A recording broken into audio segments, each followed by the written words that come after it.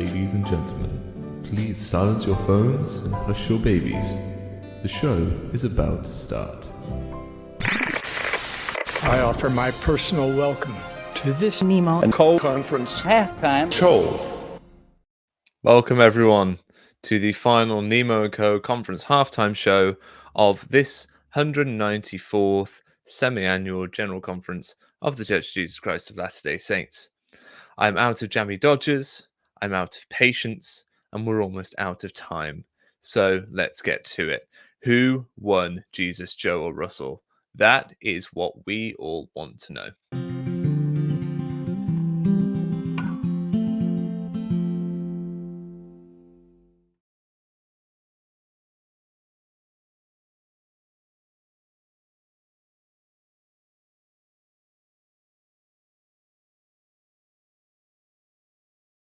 General conference, he was quoted directly the most in this conference, and we'll explain why that came to be a little later on, but first let's bring Peter Bleakley back onto the stage, and let's get to the temple announcements, shall we? Because that's what we're all here for, right? That's what we're all here for. Let's hear President Nelson announce them, and him asking people to be reverent while he announces them, only for people to not listen to him. The preservation and renovation of the Salt Lake Temple and other areas on Temple Square has been underway for nearly 5 years. Present projections indicate that this work will be completed by the end of 2026. We are grateful for all who are working on this massive project. During the last 6 months, we have dedicated or rededicated 9 temples in 5 countries. Between now and the end of the year, we will dedicate 5 more. Out of your list of over 100, I think. Today, we are pleased to announce plans to construct 17 more temples. 17. I guessed 10. Please listen reverently as I announce the locations. All the African people him totally. Zaragoza, Mexico. Not if you're African. Santa Ana, El Salvador. Medellin, Colombia. Santiago, Dominican Republic. They were the first ones to move. Puerto Montt, Chile. Dublin, Ireland. Milan, Italy. That one. Milan, Italy. Abuja, Nigeria. Kampala, Uganda. Maputo, Mozambique. Coeur d'Alene, Idaho. Queen Creek, Arizona. El Paso, Texas. Huntsville, Alabama. Milwaukee, Wisconsin. Summit, New Jersey. I taught them well on my mission. Price, They're not interrupting. Utah. Right, but okay, Yay. Utah got under the temple somehow. Now, Rebecca Lovelace says, so annoying he asked people to be reverent. However, as we learnt from Patrick Kieran, most of us think being reverent is doing this, right? But actually, being reverent is being part of the joy of sacrament meeting. So those people were simply expressing their joy. So he can't complain at all. But yeah, so Milan, Italy is a really interesting one. If you look at the geography of that, who is that serving? Because you've got Bern, Switzerland to the north.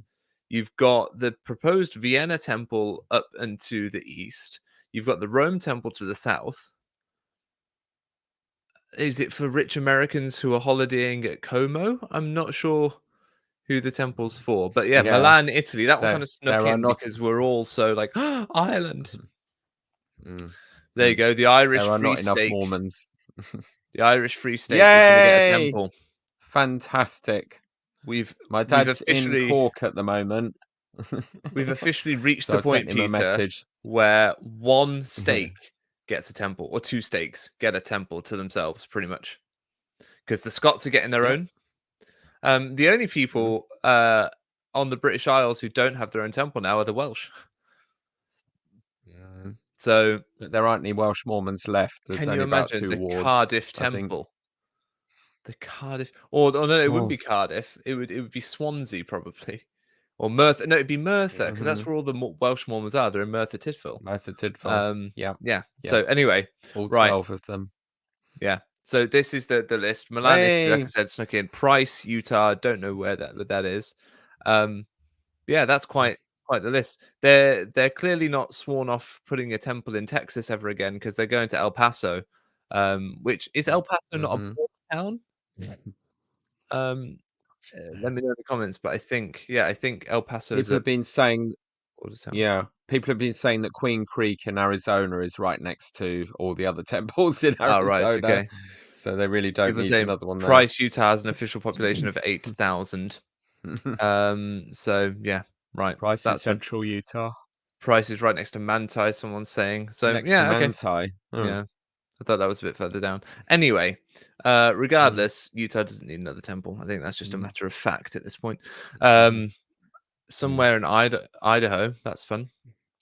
But yeah, cool. Lake Leafty says, Russell M. Nelson just told us we can use anything said during the October 2024 session of conference can be used as a litmus test to find out what's true, what isn't true over the next 6 months. Oh, there's plenty of litmus tests in there that we'll be diving into. So let's dive into it, shall we? Let's get into the meat of this. Oakes was only quoted once. We were predicting that they would be fawning over Oakes like no one's business. Yeah. We got one quote in, I think, the second or third session of conference. What does this say? They don't love him. They're not loving Oakes. And they won't until they're forced to. Like they're forced to love Nelson in a weird sort of way. And to be honest, it'll be the same for all the local leaders I know. There's lots of them are not excited by an Oakes leadership. He just doesn't. He's not heartwarming. No, so but then neither was Nelson. Marlena's saying that fingers crossed, hope 0 of the match get built. Arizona one's about 45 minutes to an hour away from the Mesa one. Yeah. Well, I mean, to be fair, you want to talk about, it's only an hour away or whatever. You don't need it. We are currently finally having a temple built for those who had to either take a plane or a boat to get to one in a country where the church has been since the 1800s. So, that's fine. Our voter said instead of the Jammy Dodger Fund, maybe we should start a new excommunication themed fund, like New Underpants Fund or Word of Wisdom Experimentation Fund. Enjoyed your insights this weekend. Thank you very much, our photo. Right, okay, let's move on. D. Todd Christopherson was conducting the session, and we got to Dieter F. Uchtdorf, everyone's favorite. And we thought, this is going to be lovely. This will be fun. Aww. And it sort of was, right? Until I caught him out in... I don't want to call it a lie, because... How dare you say that of my Dieter? He may have lied, but he's not a liar. He may have misremembered. Either way, he's kind of misrepresented the situation slightly in a way that doesn't matter in the slightest. But the real sort of like yeah, the real sort of stickler in me needs to point it out.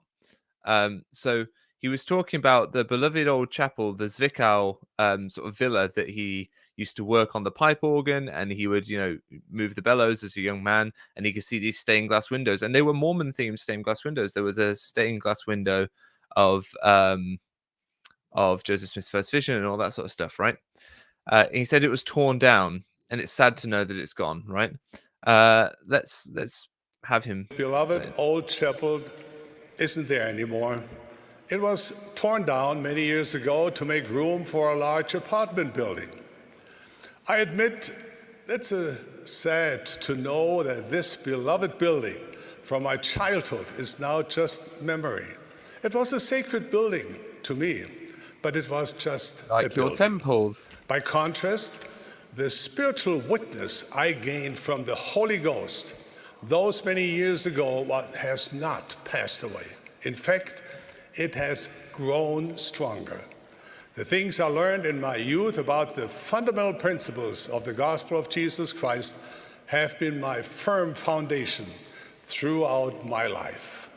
The covenant connection I forged with my Heavenly Father and His beloved Son has stayed with me long after the Zwickau Chapel was dismantled and the stained glass windows were lost.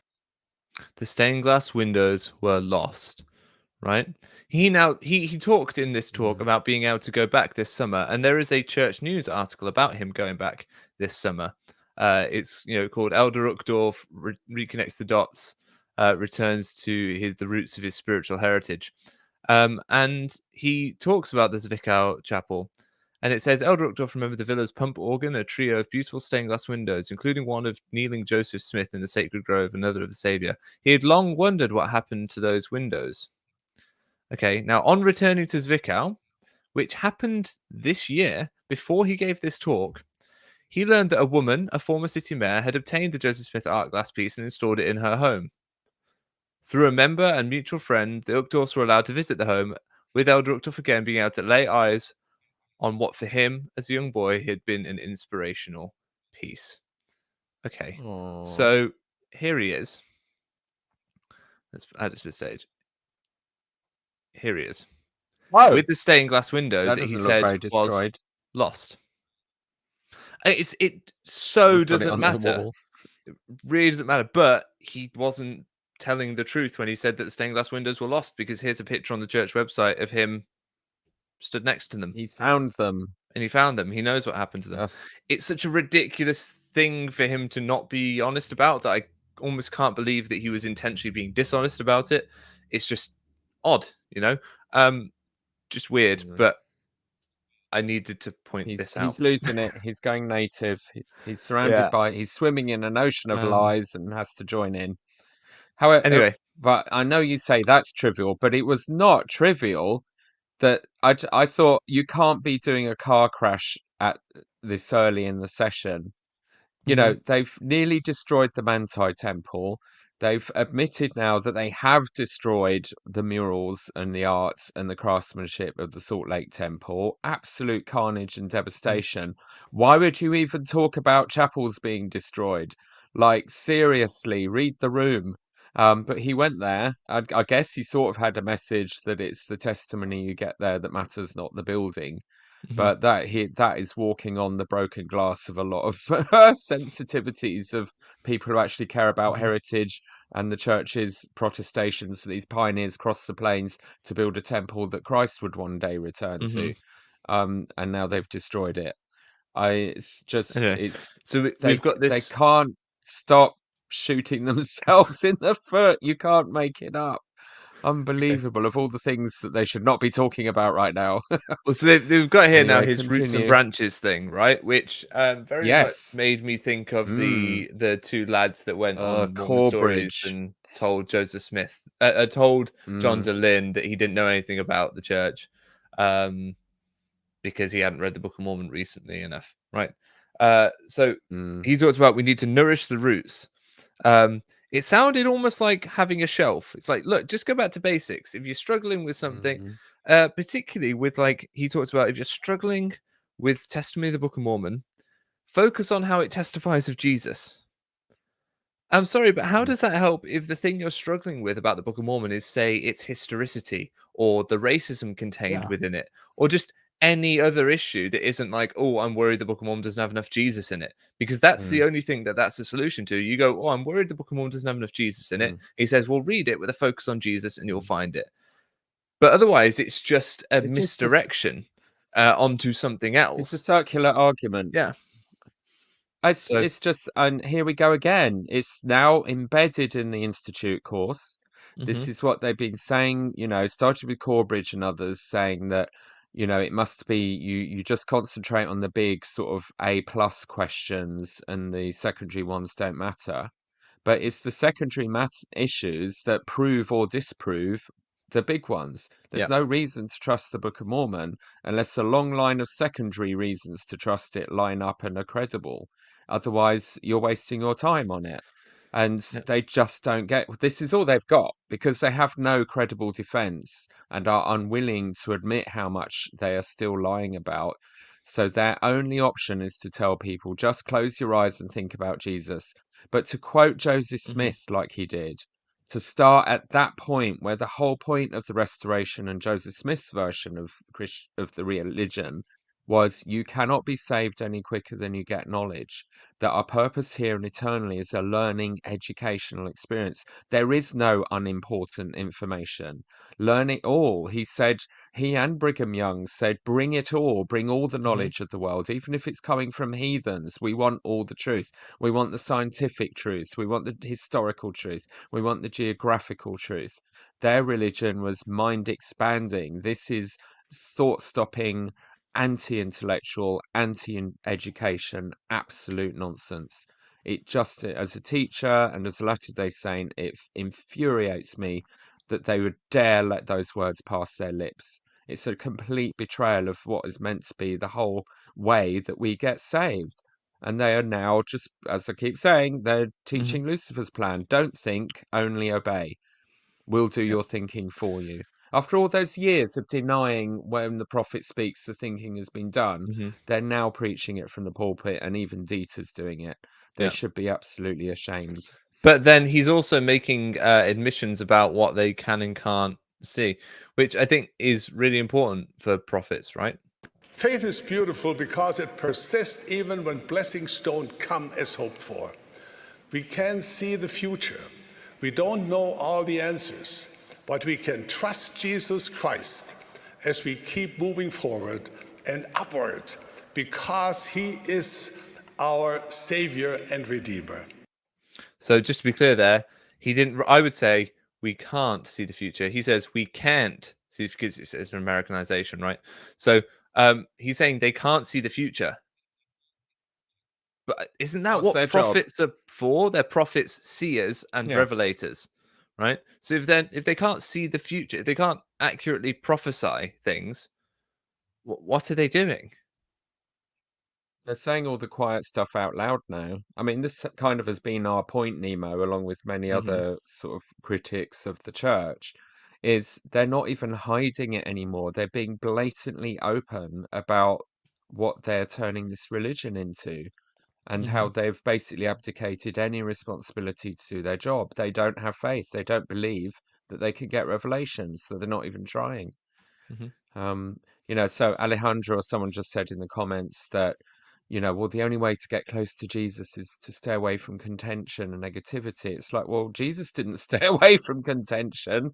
He fought the fight. He challenged people who were ruining his. The only way you can get to know Jesus is to be away from hate and speculation and judgment, but a real desire and pure heart to come to him and ask, wanting to know the truth.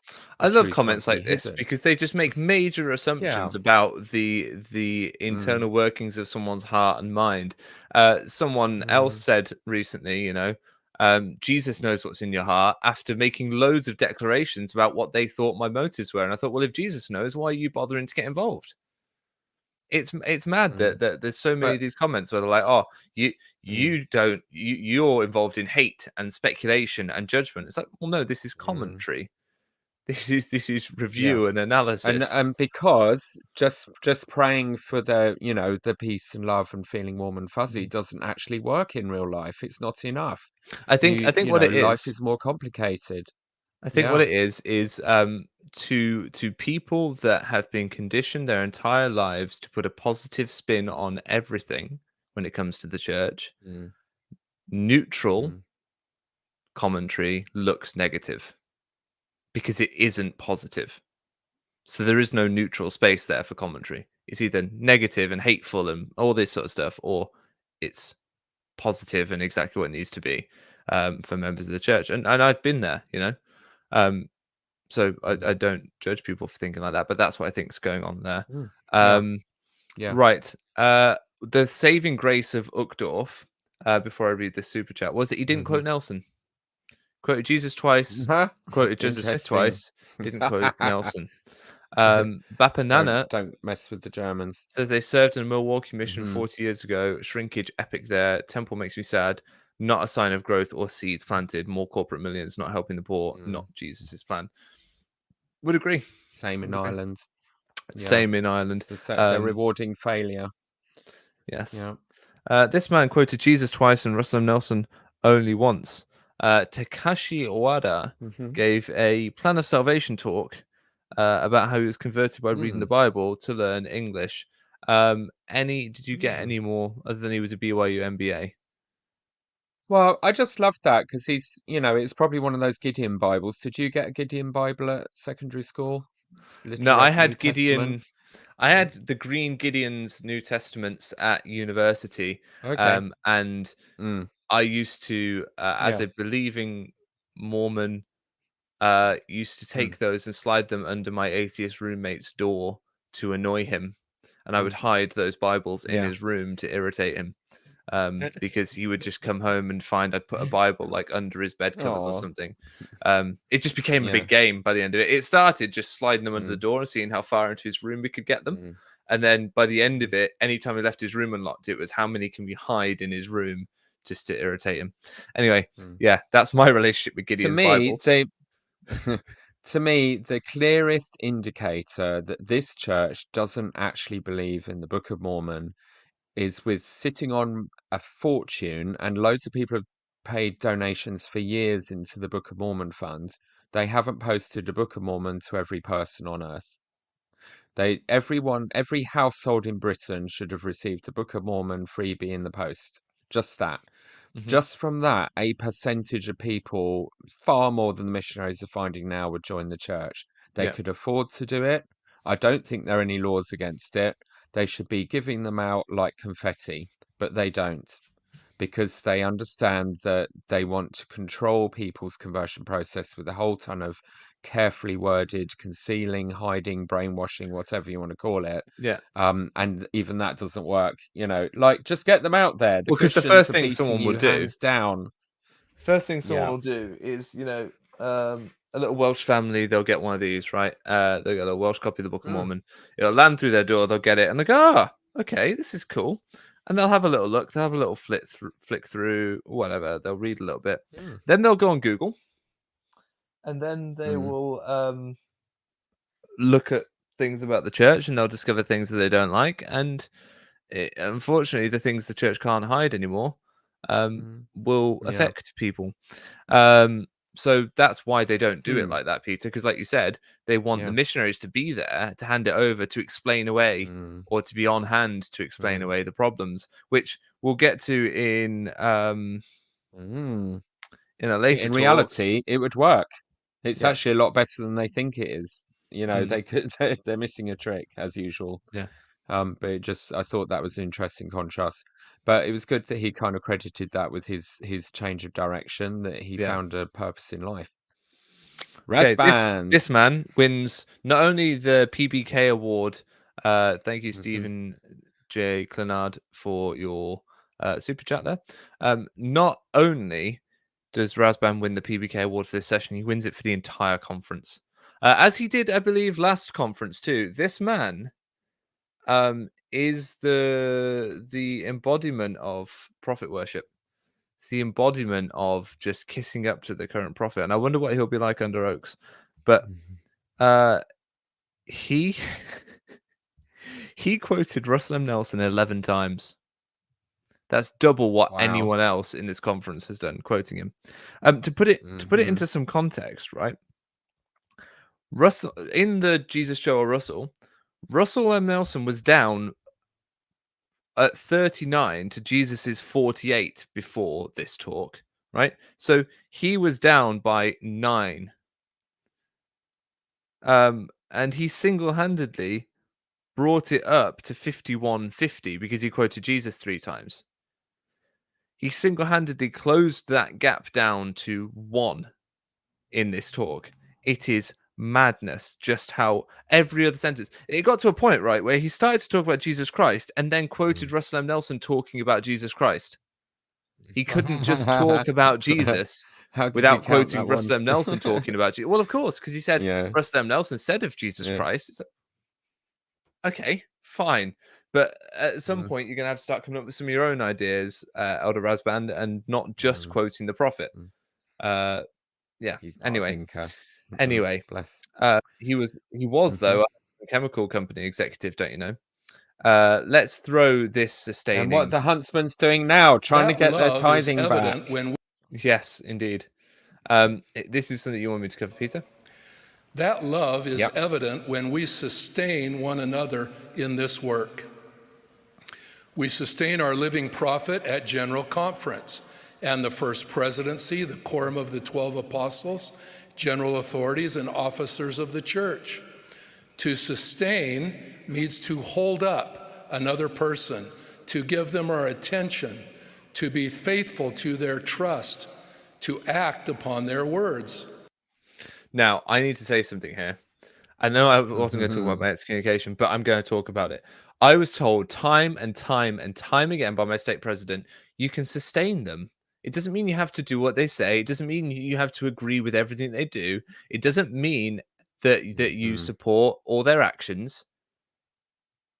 It's just that you accept that they're prophets, and you agree to that. That's what he tried to give me. That he is saying here that you have to do what they ask. That is what it is to sustain them, and that is at odds entirely with what my state president was saying. Sorry, let's carry on. They speak by inspiration of the Lord. They understand the current issues, the moral decline of society, and the adversaries' increasing efforts to thwart the Father's plan. In holding up our hands, Yep, go for it. They don't understand the current issues. What No. a load of complete nonsense. They're incredibly out of touch. They don't, they, all these things, he's just making stuff up. I wrote on sort of saying it, don't make it so. There is the moral decline of society. You know, society has not been more moral in all of history. You know, the poverty is being eradicated across the earth, literacy is increasing, the empowerment of individuals to be free, to do well, to, you know, civil society it doesn't tolerate bullying and anymore. Schools are better. There are all kinds of it. And Uchtdorf gave a talk about this a few years ago. You know, society is not going to hell in a handbasket. So I get really triggered when they keep going with this stupid narrative that the world's going to hell in a handbasket, because most of the people looking at them are like, well, not as bad as World War II, I don't think, or the Black Death. You're talking nonsense. By repeating these tropes, which they do on a loop, almost like a safety blanket, they don't realize every time it's not working. It sounds ludicrous.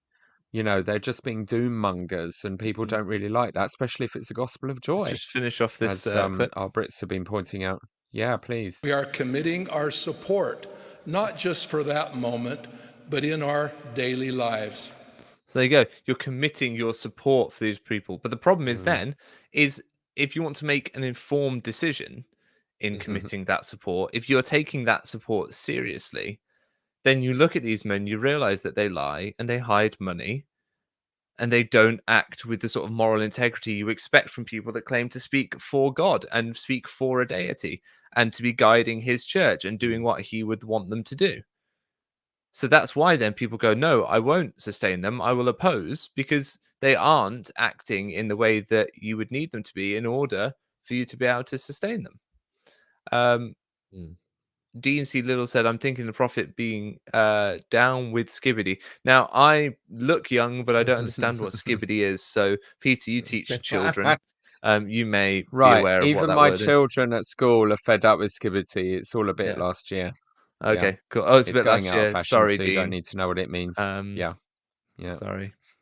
Yeah. All right, let's carry on.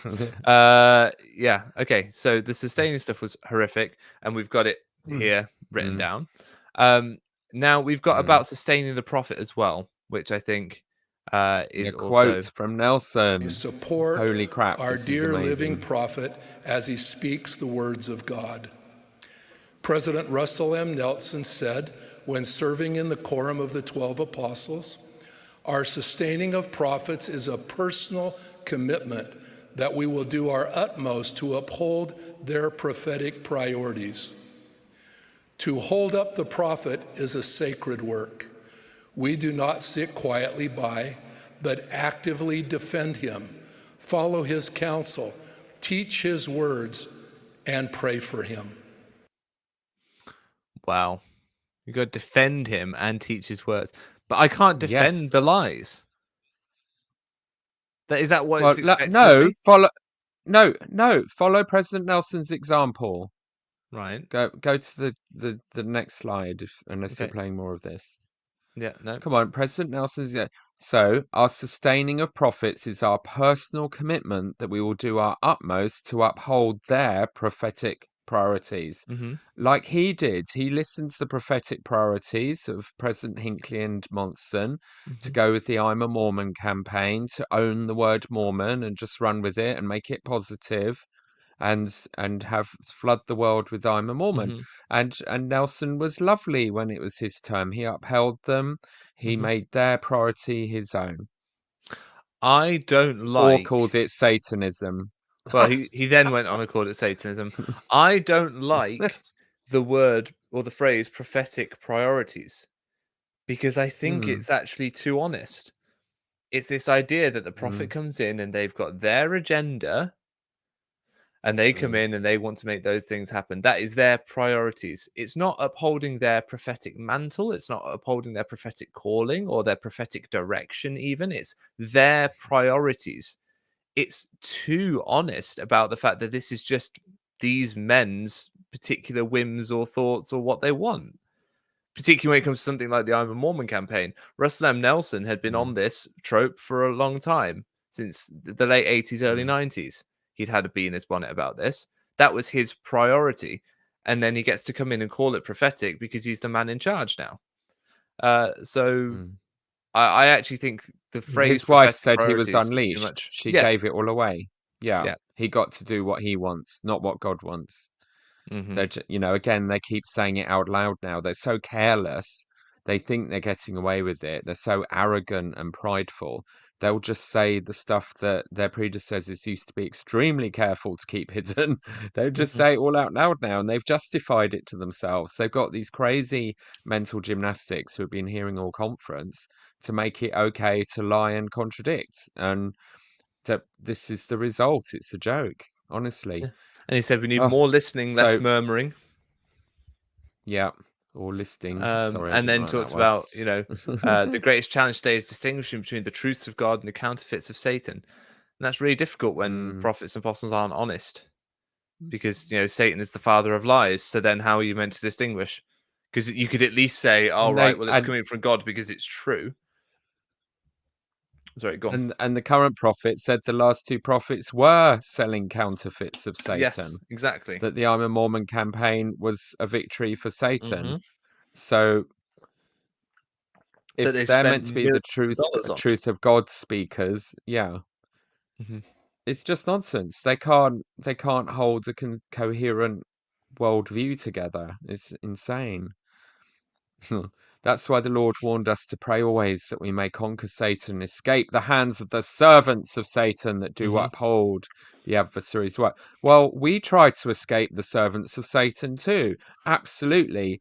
And the church taught me intensively in primary, in seminary, in institute, exactly what that looks like. They Well, taught okay. us So what being a servant of Satan is. answer Rachel Muir's question Yeah. then. Who exactly are the servants of Satan? Servants of Satan are, to quote Jesus, hypocrites, Hmm. people in power who are all about their appearance, people who demand to be given titles when they're addressed, people who are prideful, people who withhold resources and help from the needy, who will hoard their money and take it from the poor rather than giving it to the poor. Oh, so They the are first people presidency and who quorum of the take the 12. last mite of the widows.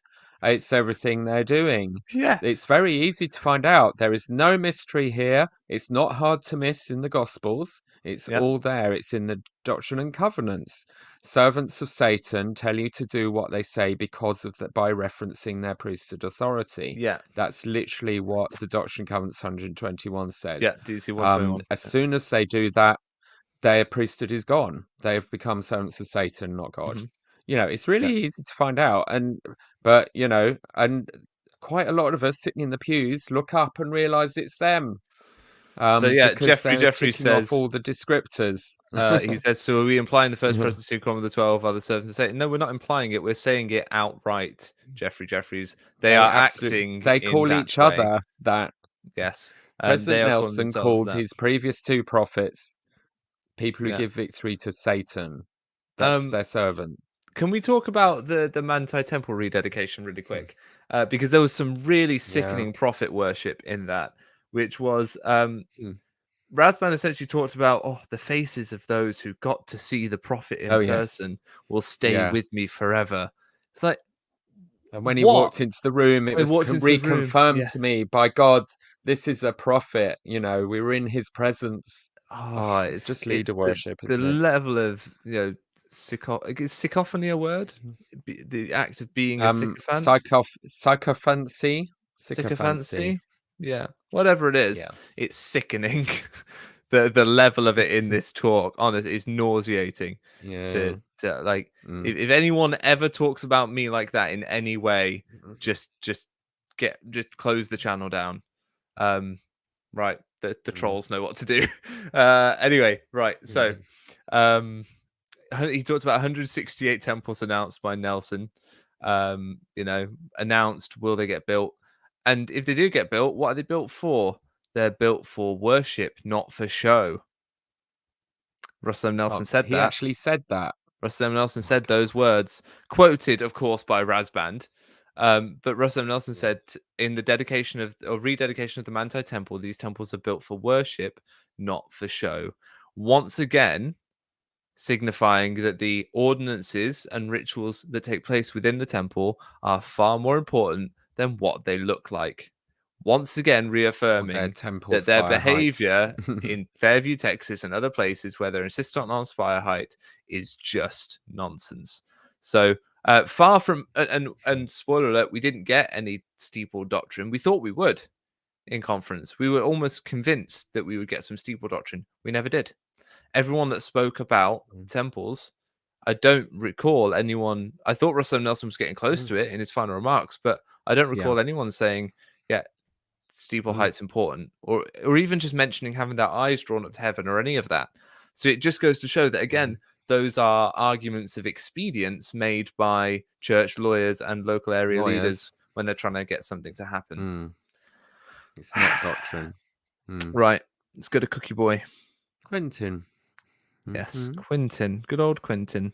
I've got to go to my next slide. Right. He got up, and the first words out of his mouth were, "President Nelson, we love you." Just Oh. because he couldn't miss the train. Um, he couldn't miss the prophet worship train that Razband had so Mhm. clearly pulled out of the station. Um, Mhm. right. Let's remove that from the studio. We're getting there, Peter. Public owned Yes. hospital thief. Okay, we won't get into that tonight. But there was some um He's there had a was some career. stuff around public hospital and the accounts thereof that he was involved with, and I'm not going to say any more than that.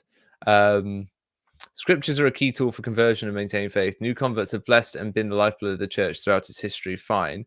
And then he started to talk about or certainly later on, just the Mm. sheer volume of them coming in, right? I also noticed that you talked about the full name of the Book of Mormon again. No one's referring to the Book of Mormon. They're now saying the Book of Mormon, another testament of Jesus Christ. So it's becoming almost as Okay. obnoxious as the full name of the church at this point. Mm. Um, but yes, let's talk about the I thought large this was a cardboard really boxes of interesting anti-Mormon literature. story. Yeah, Yeah. so there's a family that's being taught, and was it him or just some missionary he's quoting?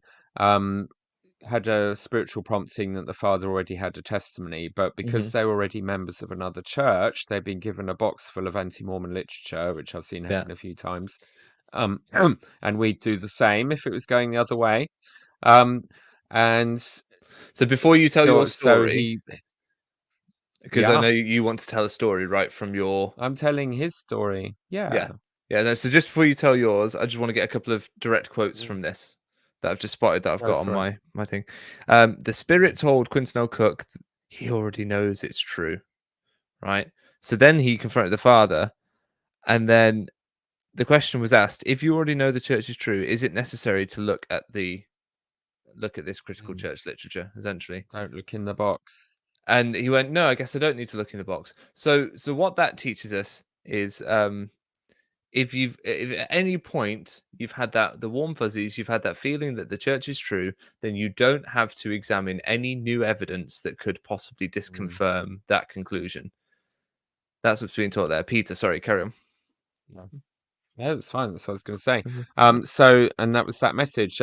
Interestingly, as a little side bit in that story, that the father said, "I've already pledged to pay some money towards the building of a chapel for this previous church I'm about to leave.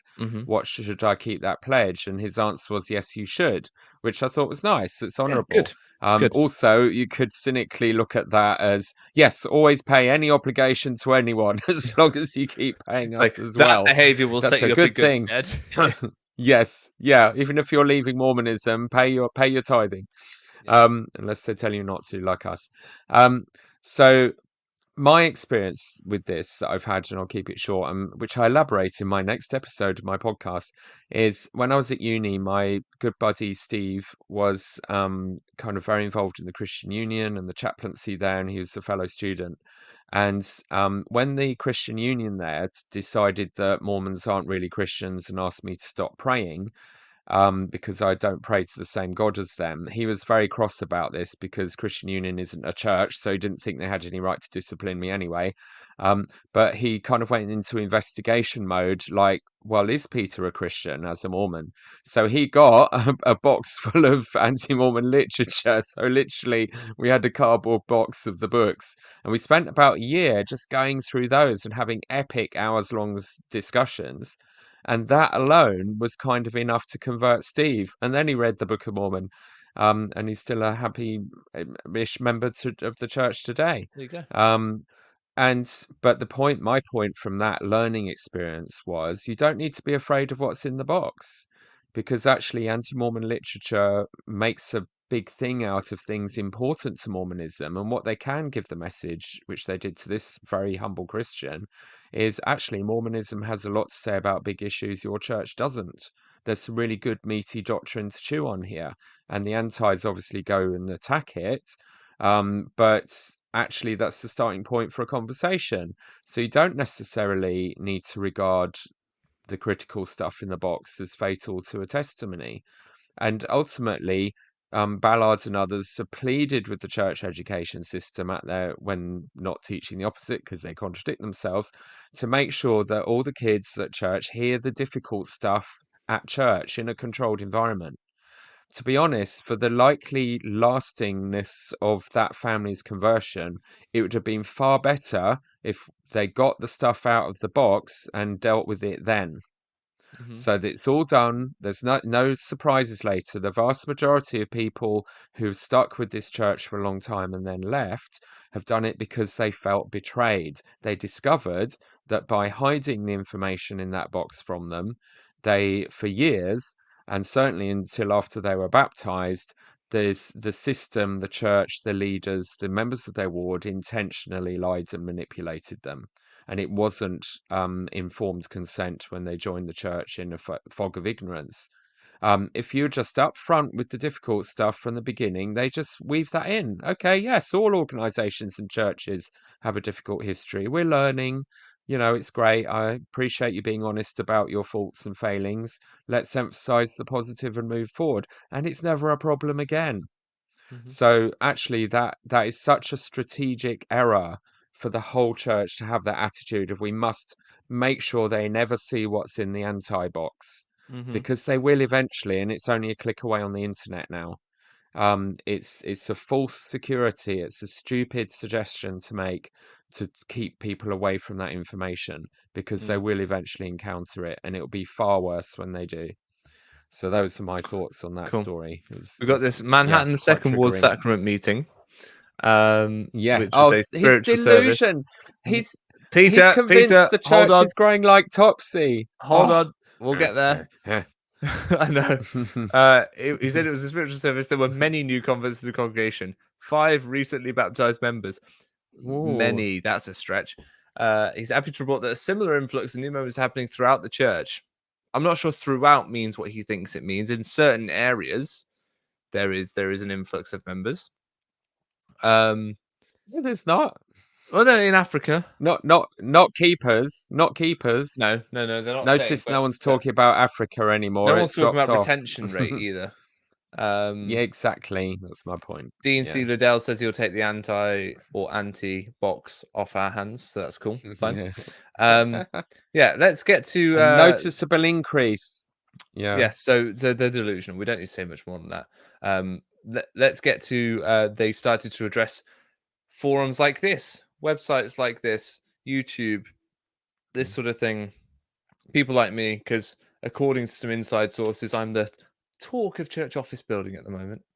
Right.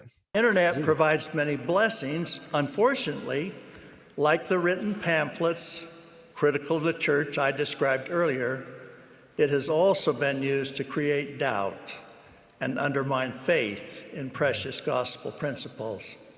It can be part of the evils of the day that President Nelson mentioned. The adversary and those who assist him, knowingly or unwittingly, have created on the internet the equivalent of the box full of written material critical of the church described earlier, intended to draw you away from God's truth.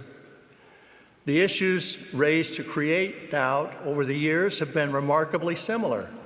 This is especially true when you compare our day with the 1960s, when I was in my 20s. And I didn't pause it there on purpose. He just then moves on. So he doesn't ever then say what the issues are that are the same as the ones in the 1920s, Of course right? not. Of course not, because why would you ever mention what the issues are? But apparently, yeah, what we've created here, Peter, is the online equivalent Box of of the doubt. box of doubt. He then also talks about how the algorithms are to blame and tells members not to engage with this sort of stuff lest it keep coming up on their feed, and the algorithm will draw you down into dark internet rabbit holes and doom scrolling. He specifically said, quote, avoid dark internet rabbit holes and doom scrolling. So, you know, he knows what's up. He He knows what's does. going They on. exist, and they're not Yeah. that dark. Unfortunately, they're full of truth and light No. and freedom. And we got a super chat here from Jacob Berg. Thank you very much. Yeah. No influx of new members here in Switzerland. Yes, much of Europe would have the same report that there's no massive influx of new members. Can I just make a point yes, about please. his claims of this Yeah. influx? Yes, people are being baptized. I'm in a tiny dying branch. We're lucky to get 30 to 35 people on a Sunday. We have as I mentioned last session, we have incredible missionaries. They're amazing. They are baptizing like crazy. Apparently, we're the top baptizing congregation in our mission, which doesn't surprise me, but it's still not much. It's a few baptisms every so often, but it's a steady trickle, which has been amazing and unusual. So why is it our attendance 3 years later is still 30 to 35? You know, they're getting baptized, but the global statistic is 80% of all converts leave the church or go inactive within 2 years. So you can baptize all you like because you've got a machine, you've got a sales pitch that works and it intended to work fast and shallowly, but it doesn't create lasting converts. And so it's all, yes, wards might have a few new members there, but the most 80% of them won't be there in 2 years. So this is nonsense. He must know that those statistics. He's just lying. It makes me so angry because unless they're realistic with the members, we'll never change anything to actually retain converts because they I think agree. it's all working. I agree. Yeah. I want to make a quick segue to speaking of retaining people or keeping people around. I have just modded someone out of the chat. I've excommunicated someone, if you will, from the chat because they were You're just learning bad habits. They were just insulting people. The chat on these live streams is very mod light, so I don't tend to mod them particularly. There's no mod on there. I'll just watch what's going on. I don't particularly care to get rid of people if they disagree with you. If you want to have a discussion in the comments, someone wants to come in saying Nemo's wrong and they want to have an argument about why I'm wrong, more power to them. Don't care. The people I get rid of are people that will talk in sentences that are unintelligible to man or anyone. People that are spamming generally will get kicked out. And then if you just come in here calling people names, then out you go. That's it. That's all it is. So people are welcome in this chat if you disagree with us. In fact, I would welcome you to come here if you disagree with us. Just be nice to people, please. That's all I got to say about that. moving swiftly on to the Avoid Dark Internet House and Room Scrolling, and to Ruben V. Alawad. Oh, actually, before we go to him, I'm pretty sure Cook ended up with "You will always be welcome," inviting people to come back. And I kind of just sat here and thought, doesn't feel like we will always be welcome. No. Does it, Peter? Anyway, right. No, Ruben I V. mean, Alawad. no, to be fair, my ward are lovely. It's in part because it's people I've known since I was born, practically. You know, we're family, and it goes a bit beyond that. And they do try, and I'm trying to be less annoying on a Sunday on the whole. So you know, I don't want, in the sense, the people are very kind and welcoming, but the institution is not. And when you push it or threaten it in any way, they quickly rally round to shut you down and shut you up, which happens to me regularly. So there is that tension, yeah. But I don't want people to think I'm ungrateful for their efforts to be kind, because it is noticed and appreciated. But we're all dealing with a broken institution and cultural situation that makes it awkward. Yeah. Right. You have to be Alawad, quiet a lot. I believe he was involved in the area presidency. I believe I've sent him emails during my early days of activism and trying to get It's things one heard. of your correspondents. How exciting. Yes, I believe so. He was a lawyer, typical. Lawyer. We believe that God the Father is the exalted man. The main thing I took away from this talk, because I didn't take a lot away from it, to be honest, is that deification is alive and well. And, you know, we spend all this time talking about being good Christians and wanting to be part of the Christian church. And then this talk reminds you that we are so different. We are so different to a lot of mainstream Christianity in terms of our belief around God, right? God the Father is an exalted man, which means that we can go on to be like him because we are literally his children, right? It's the cycle of gods. It's the deification. It's alive and well. And that is Mormon doctrine. That is the belief of the church. But it's something that we've suppressed, I think, in order to try and fit in with the mainstream Christians. And Alawad came back in and was like, no. We are here and all about it. You've put in here about Satan repeated the same temptations to Jesus. Yeah, it was a bit confusing because he said Satan kept repeating the same temptation to Jesus, basically to prove his divinity by performing a public miracle, and at the end coming down from the cross. And earlier it was flinging yourself off the building. But I just thought this a bit odd because Jesus did do loads. He didn't use the term public miracle, it's what he meant. But Jesus is recorded as doing loads of public miracles to prove his divinity. So that's just a bit of a conundrum there that people can chew on when they're reading the New Testament. Is the idea of proving you are God by doing a miracle is a temptation he has to resist. Yet he then goes and heals loads of people and thousands of people follow him because he's the miracle man. So that just kind of, for me, that was my sideways sort of tangent where my brain went listening to that. So that's something to ponderize later. Carry on. No worries. Let's move on really to our man, Raymond Egbo, who Yay, football started fan, by talking about the Nigerian. 1996 Nigerian Dream Team. Yeah.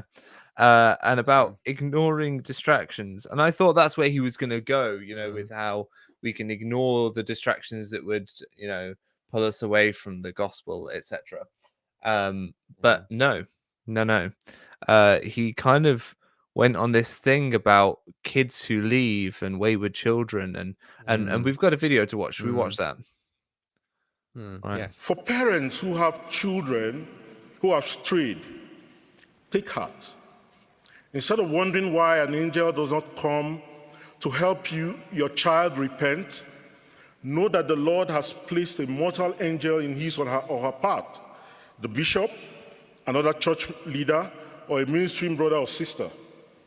If you keep fasting and praying, if you do not set a timetable or a deadline for God, and if you trust that he is stretching forth his hand to help, then sooner or later, you'll find God touching the heart of your child when your child chooses to listen. This is because Christ is joy. Christ is hope. He is a promise of good things to come.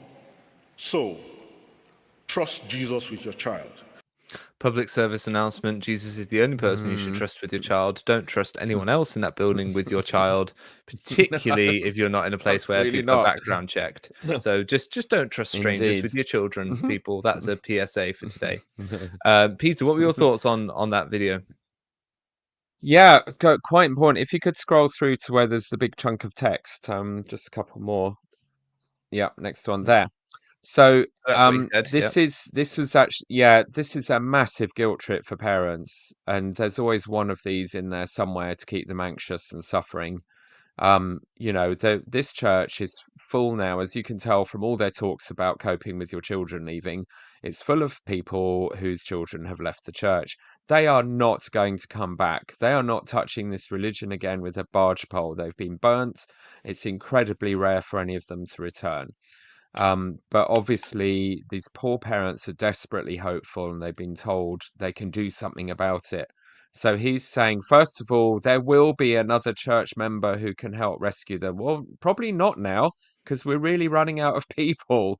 You can't get, and who knows if anyone's even doing ministering anymore. So no, I'm sorry, there won't be many people capable even of knowing how to minister to them and answer their questions, because no one at church did when they tried earlier. But this is the message of the guilt trip to the parents. If you keep fasting and praying, so these poor parents are going to fast and pray for decades, futilely. If you do not set a timetable or deadline for God, so don't have any expectations of it working, and if you then trust that he is stretching forth his hand to help, then sooner or later you will find God touching the heart of your child when your child chooses to listen. Now, I don't know if Yeah. it was just sort of Nigerian grammar going on, but that seems a contradictory statement. Either It God does. will Yeah. intervene or you're waiting for the child to choose to listen. Yeah. So I just found that really frustrating because that's going to upset so many parents. Someone in the comments said, have they done the plea to reach out to the less active? Because I always get a flurry of messages after conference and it's Yeah, annoying. they've done a few. So not Yeah. so much, but they've reinforced the guilt trip for the parents.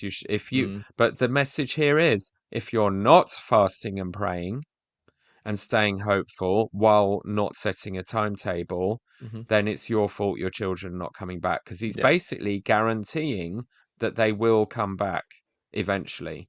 Yes. And that's a false Should they hope. choose to listen, because you have to, like you Yeah. said, you have to add the qualifiers in so that you can really Yeah. I just think that's cruel make that work. because it upsets people so much. We got a Yeah. new song. We got a new song. And then, speaking of temples, we got a super chat here coming in here saying, do you think all these temple plans will get cancelled when the current prophet dies, since it's his vision for such Yeah. massive temple growth? Possibly. They could become sort of indefinitely postponed, etc. There's another comment. There is, I mean, that would be a sensible thing to do, Mhm. because as we've said, setting off a temple in an area that's dying and only has one stake in the whole of Ireland, or the Republic of Ireland, is fatal to the survival of the church there, because they're going to suck up all the manpower and even the youth manpower to run that temple for dead people, and they will have no one left to run a missionary program or to fellowship or have a thriving culture at church. They'll be Yeah. trying to march the kids into the temple and saying, this is what will keep you faithful. Totally unrealistic. So having these temples in weak areas is dropping a black hole in the midst that will suck up all their remaining energy. So if anyone has any common sense succeeding Nelson, they will cancel the lot immediately. Yeah.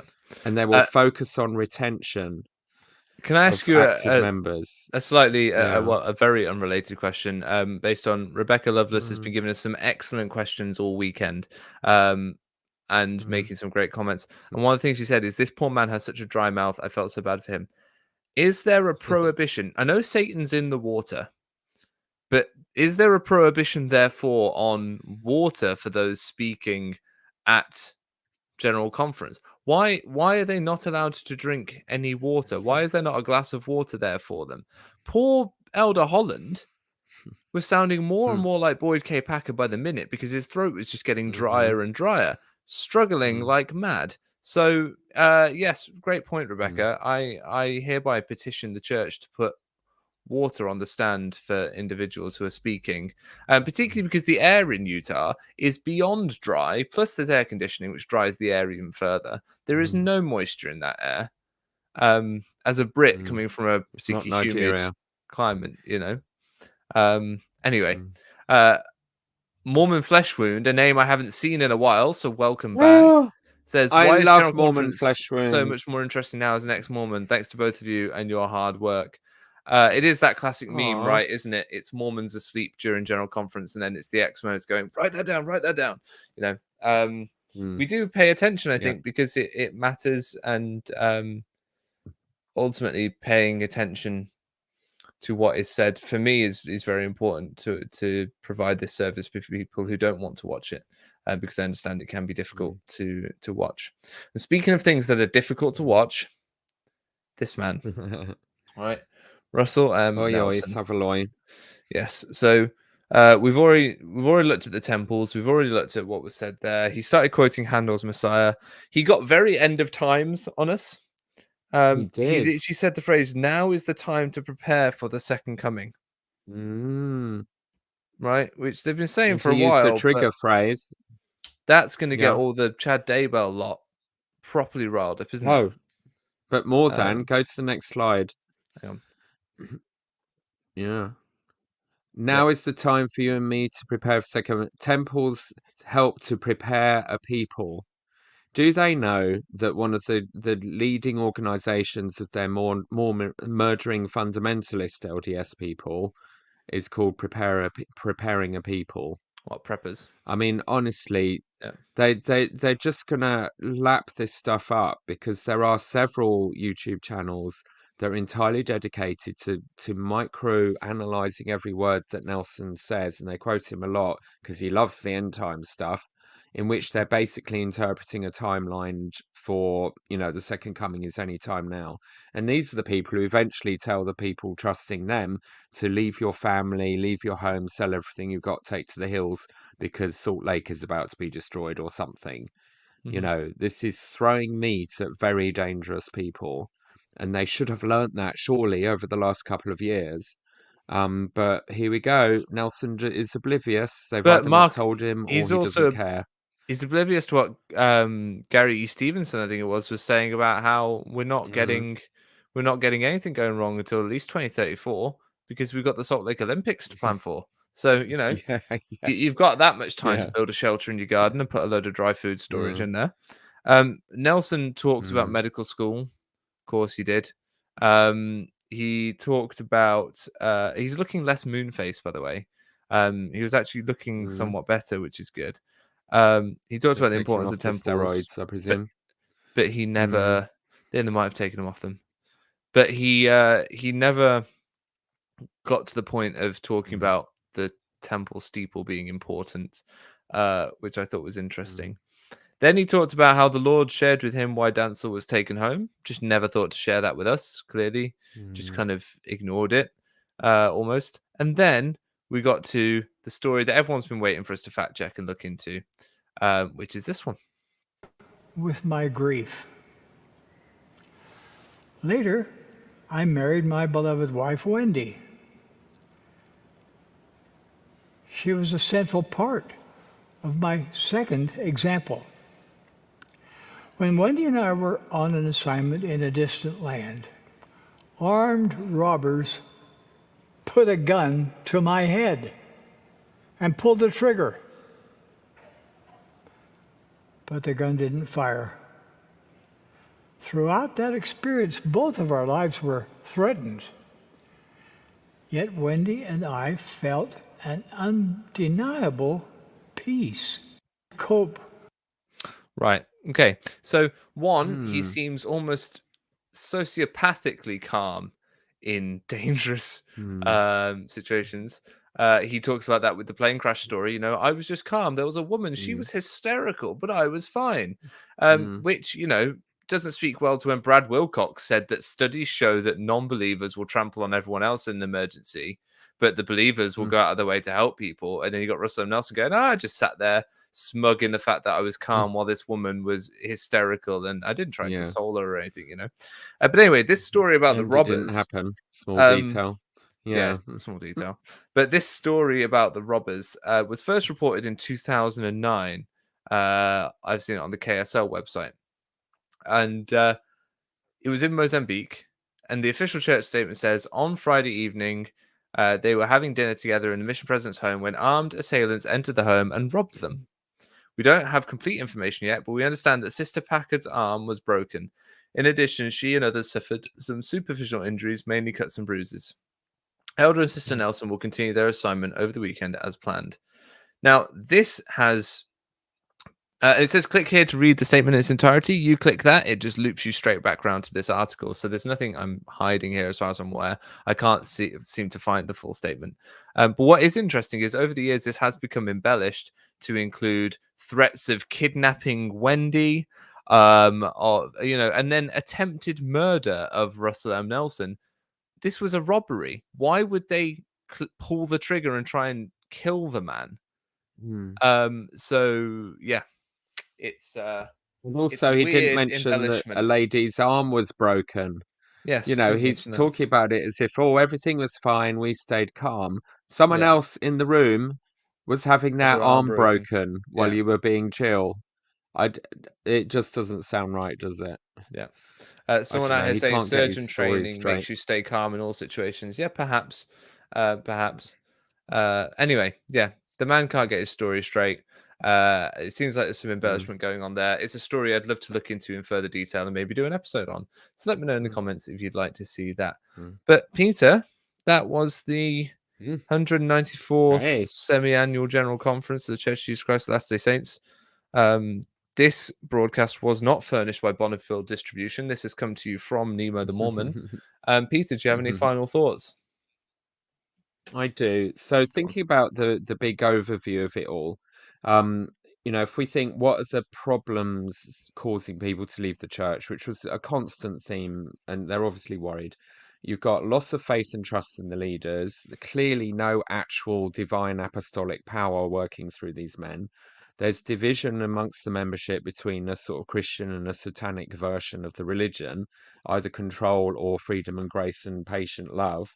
And they're just rubbish at scriptures. And so the loss of faith and trust thing was, there were so many references to don't listen to the critics, don't listen to information, hide yourself away from it. It's total fear. They're not offering confidence. They're not offering a program that educates their people to cope with difficult things they might find out.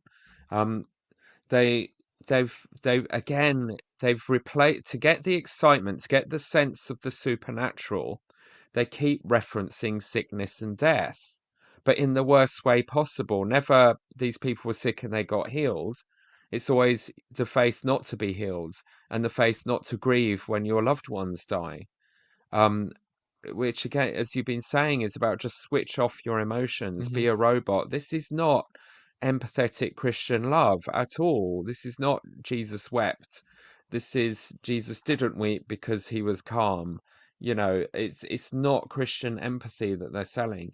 And they replace miracles and evidence of them actually having God with them with just heart-rending stories to make you feel something, in which they throw all these poor dead people under the bus.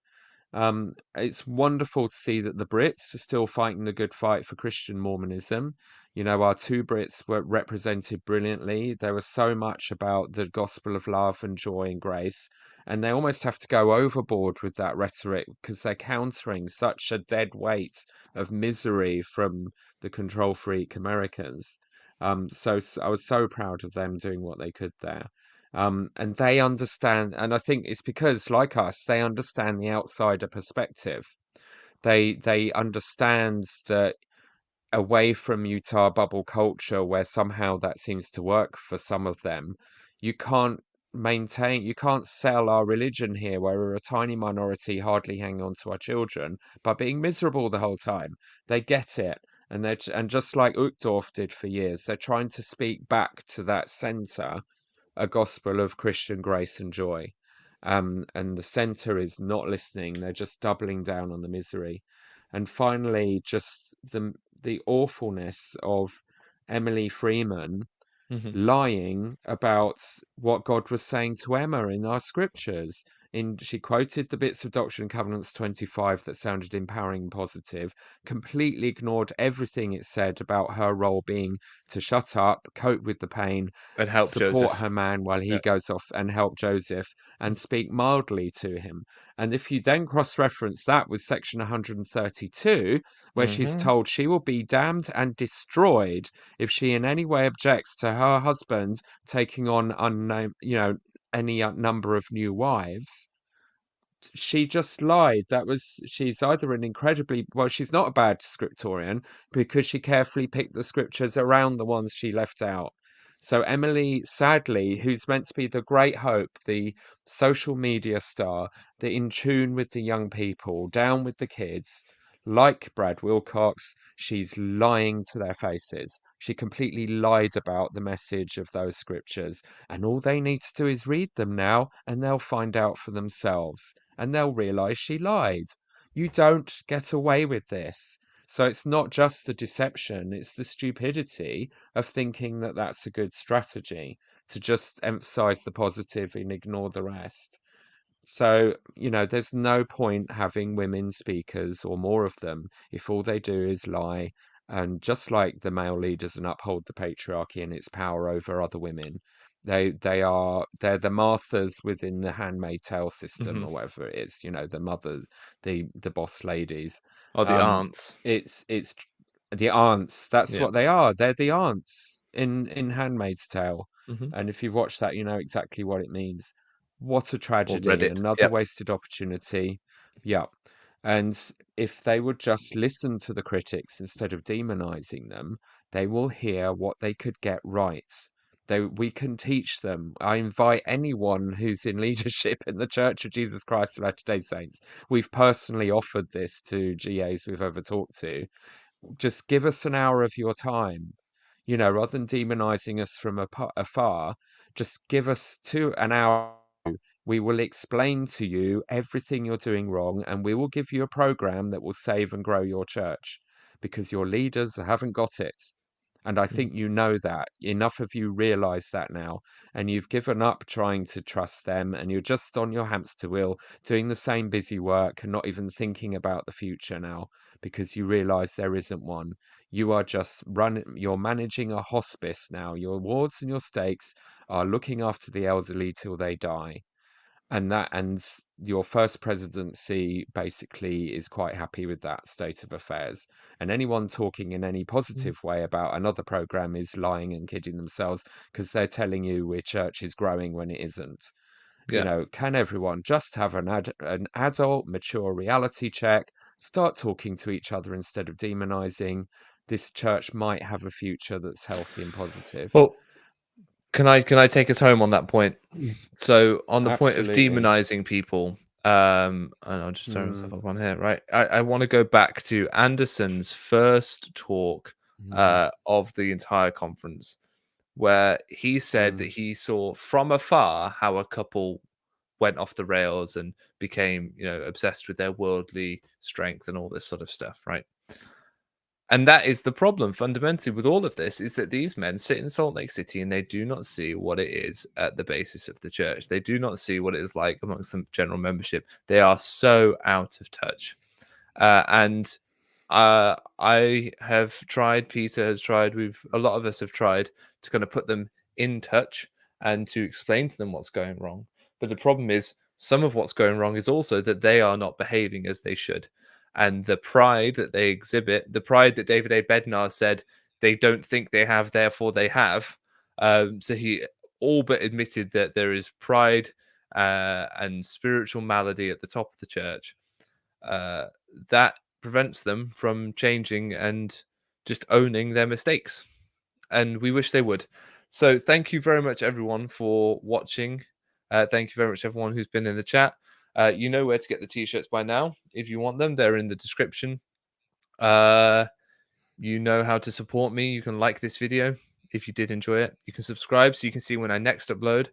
I don't know if I'm going to have a little bit of a rest now or whether I'll just crack on. I'm not sure. My excommunication and this all kind of came in one big bundle, so I'm pretty tired, but we'll see how it goes.